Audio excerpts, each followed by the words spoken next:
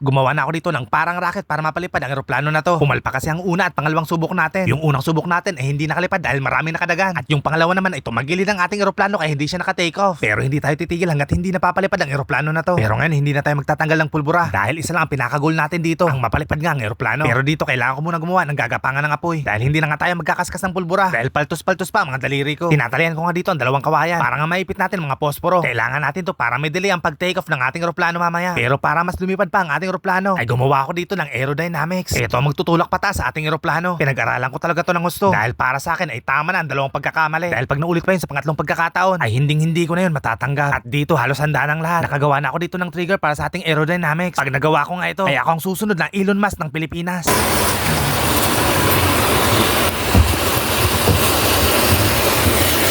Grabe. Yeah!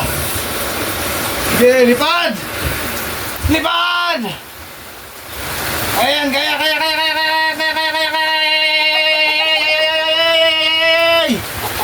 Lipad! Yun! Lipad! Ano pa yung trigger?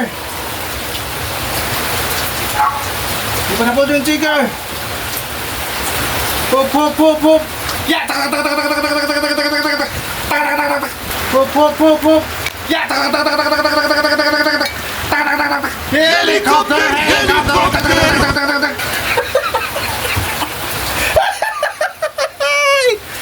Munti ka na. Nakaipit pala kaya hindi pala lumabad oh.